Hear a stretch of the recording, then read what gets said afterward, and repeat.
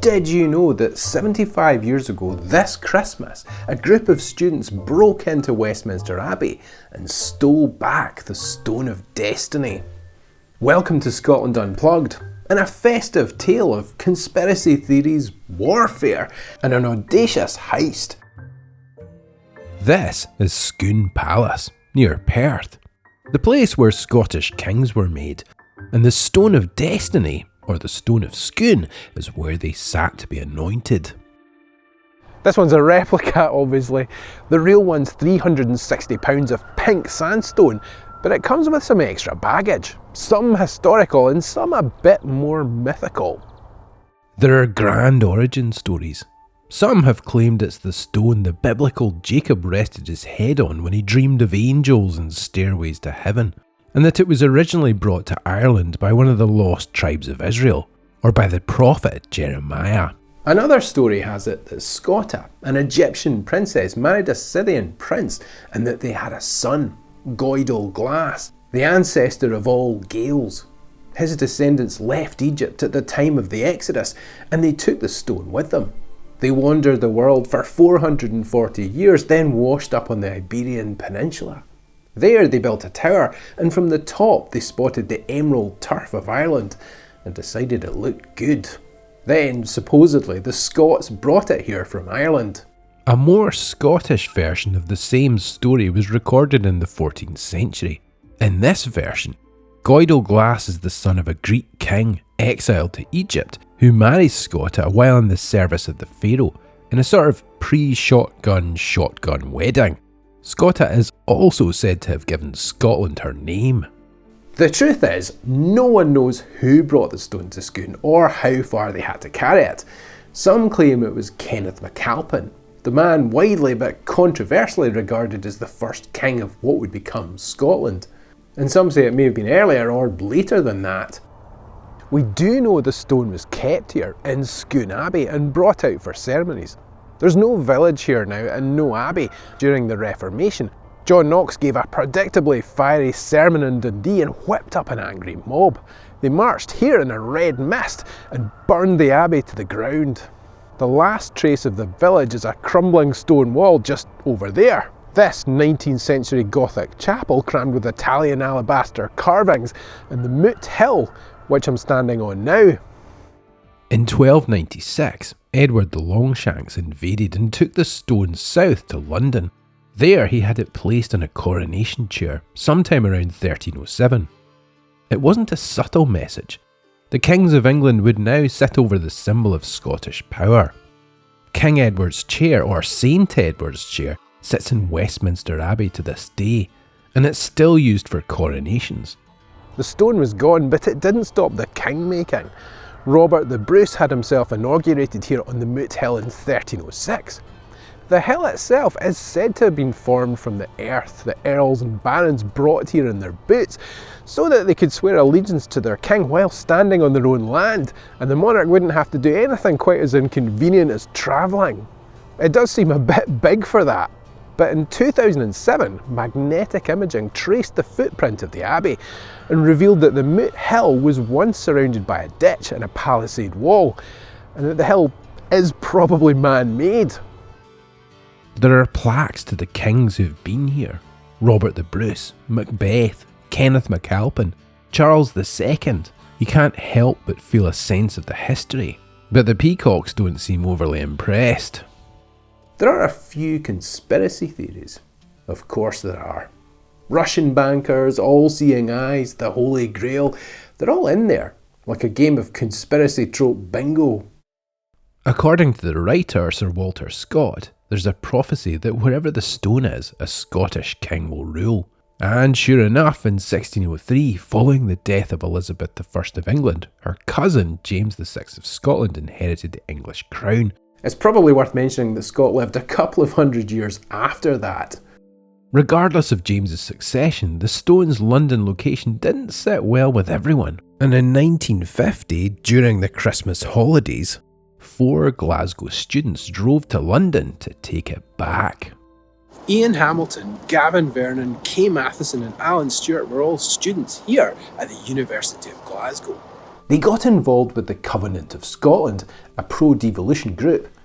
Nowadays it's easy to forget, but Scotland hadn't had its own parliament since 1707 and wouldn't again for another 49 years. The students wanted home rule and a new Scottish Assembly, and they needed to do something to draw attention to their cause and put it back in the news. They might have been influenced by The North Wind of Love, a Compton Mackenzie novel published 6 years earlier. The plot hinges on a scheme to repatriate the stone. In the book, though, the main character doesn't go through with it. They left for London in 2 Ford Anglias on the 22nd of December.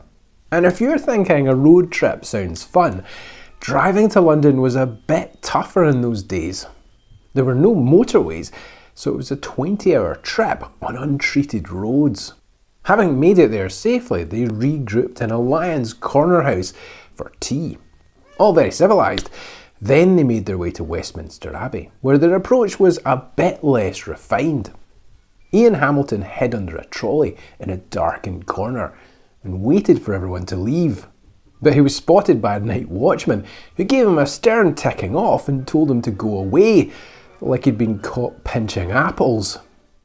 On Christmas Eve, Alan, Stuart and Gavin Vernon went to the Abbey to watch the watchman and work out their shift pattern.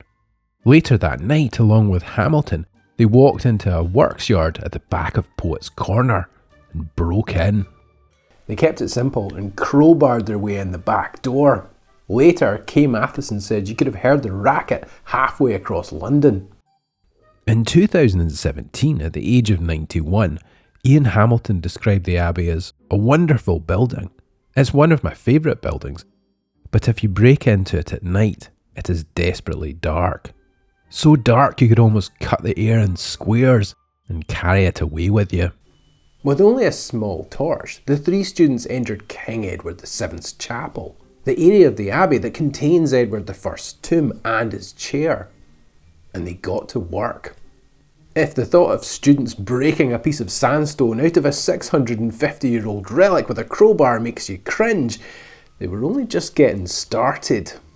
What they didn't know was that in 1914, the Women's Social and Political Union, a group of suffragettes, planted a bomb in the chapel. The resulting blast shot shrapnel across the room and blew a corner off the chair. It's possible that caused a crack in the stone. But whether it did or not, when our heroes slid it out, it hit the floor and broke in two. Panicking now, they hefted the bigger piece of the stone onto Ian Hamilton's coat so they could sledge it along the floor. Hamilton then dragged the smaller piece outside to one of the waiting Anglias. Matheson was in the driving seat when she saw him coming and spotted a policeman in the gaslight. She drove round to the front of the Abbey and pulled up just in time for Hamilton to drop the stone into the back of the car and climb into the passenger seat. The policeman was looking right at them. They had to improvise, so they pretended to do what young couples always did in cars. PC Plod approached and asked what they were doing there. They told him they had nowhere to stay, and that seemed to put him off the scent. They shared a cigarette and chatted for a while, which sounds kind of weird, and then he moved them on. Once they'd successfully fled the scene, Ian Hamilton got out and went back. He re-entered the Abbey, picked up the second piece of stone and lifted it into the boot of the other car. As he drove out along the Old Kent Road, he saw the other 2 men looking lost and picked them up. But the springs in the car couldn't take the weight of the stone and passengers, so Gavin Vernon had to get out and travel to Rugby by train. Matheson left her car and the smaller piece of stone with a friend in Birmingham, then took a train north. Hamilton and Stuart drove to Kent and buried the big piece in a field. Things escalated quickly from there. The authorities closed the border between Scotland and England for the first time in 400 years, and a massive hunt was launched for the stone. By Hogmanay, Ian Hamilton had started to worry about the freezing ground and the stone's exposure to the cold, so he travelled south again, taking some friends to pick up the pieces. When they got to where he buried the bigger section, near Rochester, they found a traveller camp had moved onto the land. Undeterred and ever resourceful, he managed to persuade the travellers to help him load the stone into the back of his car. They brought both fragments to Glasgow, where they handed it over to a stonemason, Bailey Robert Gray, who mended it with a metal rod. Legend has it he placed a piece of paper inside with an unknown message. You can still see the crack running in a diagonal line through the stone today. Scans have also revealed what look like Roman numerals on the bottom. Round the top, a regular outline has been chipped almost crudely in what looks like an attempt to carve out a seat. And some think the stone might have started life as a step in a doorway. By April 1951, the gang had decided they'd made their point. They'd drawn enough attention to their cause, and they worried that public opinion might start to turn. The police received an anonymous tip-off to say the stone had been placed on the high altar at Arbroath Abbey, the place where the Declaration of Arbroath, the document declaring Scotland's independence, had been signed in 1320. The stone was taken to Forfar, where it was locked up in a police cell overnight. It was returned to Westminster Abbey, where it would go on to be used in Queen Elizabeth's coronation in 1953. All of the conspirators were interviewed by the police. Everyone but Ian Hamilton later confessed, but no one was ever charged with any crime. The authorities decided there was just too much chance of it being politicised. In 1996, the Stone of Scone was returned to Scotland and Edinburgh Castle, following an agreement between the Queen and the Prime Minister, John Major, who was keen to stop any discussion about devolution. In 1997, under a new Labour government, the people of Scotland voted in a referendum on devolution. In 1999, the Scottish Parliament sat again for the first time in nearly 300 years. After a consultation in 2020, it was agreed that the stone would eventually return to a purpose-built centre in Perth, just a few miles from Scone.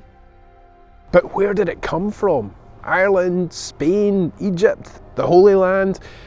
Awkwardly, tests on the stone have revealed it's made of a very particular type of sandstone, a kind of red sandstone that's found in the Perth, and meaning it must have been quarried very close to Scone. Of course, that assumes that the stone Edward took south was the original. In 1819, a letter was sent to the Morning Chronicle telling the story of some workmen who were doing some restoration on Macbeth's castle when the floor gave way beneath them. When the dust cleared, the writer claimed they saw a vault that contained a semi-metallic or meteoric stone with an engraving that mentioned the legend of Jacob. The stone was apparently shipped to London for inspection, but never heard of again. In this bar in Glasgow's West End, there's another stone claimed to be the original. The story goes that the mason made a copy to fool the authorities and that they gave the wrong one back. Ian Hamilton claimed that after the stone was returned, an equerry was sent from Buckingham Palace to ask him if it was real. He could only say that the stone the students took was the one they returned. Maybe we'll never know, but what do you think?